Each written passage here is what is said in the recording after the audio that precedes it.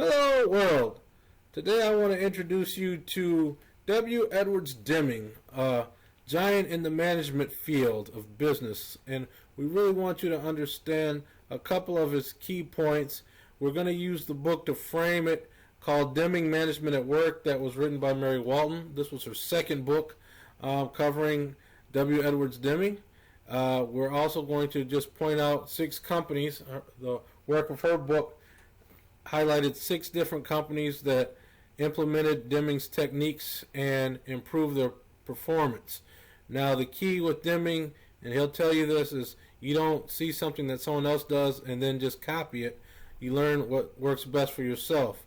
But for the purposes of highlighting their accomplishments in this book, we're going to name the companies. 1. Florida Power and Light.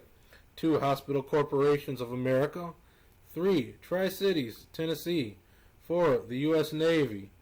5. Bridgestone. 6. Globe Metallurgical Incorporated.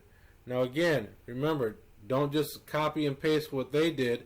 Your situation is unique and your people are unique, so keep that in mind.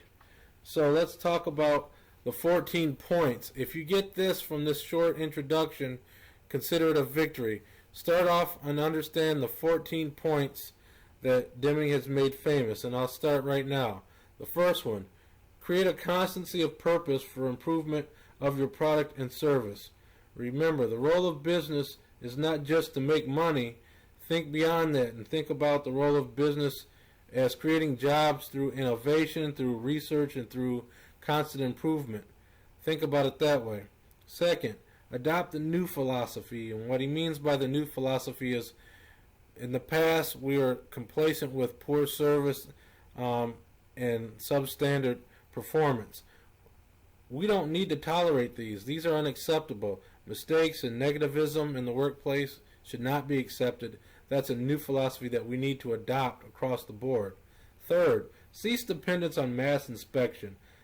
Remember this point.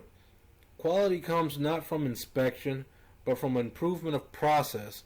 Many times with inspection, you're wasting money, you're doing redundant, unnecessary work. Fourth, end the practice of awarding business on price tag alone. Now it's very tempting to do that, but we've all heard the phrase, you get what you pay for. Now think about it this way. Seek the best quality in a long-term relationship with one supplier where you're building that relationship. Don't just try to whittle down cost and then you have to justify poor quality to customers in the future. Next point, improve constantly and forever the system of production and service.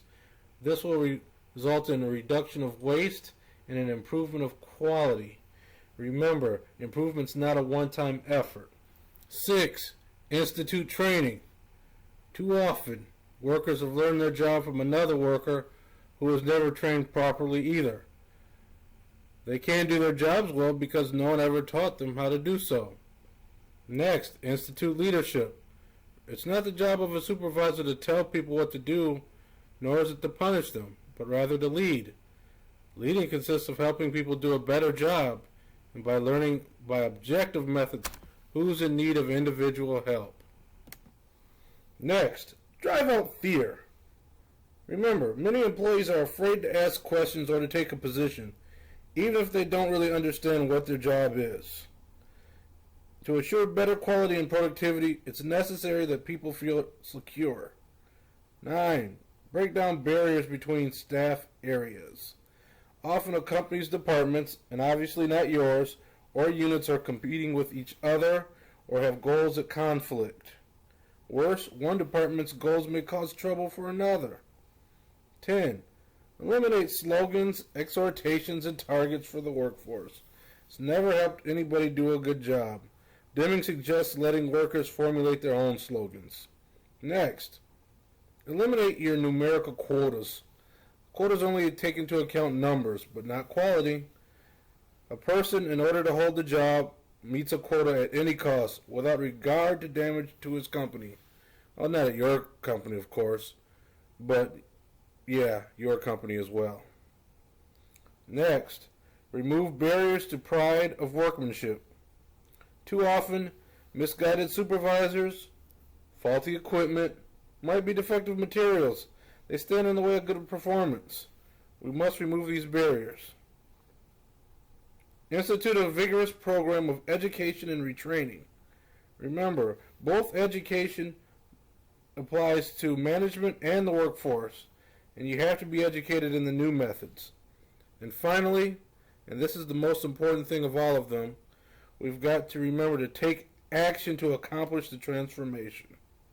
Workers cannot do this on their own, nor can managers.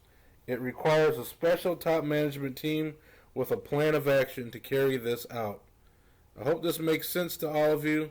I thank you for following the 14 points, and I hope you can walk away with a foundation and enjoy the concepts of W. Edwards Deming. Again, this book was called Deming Management at Work. Thanks for your time.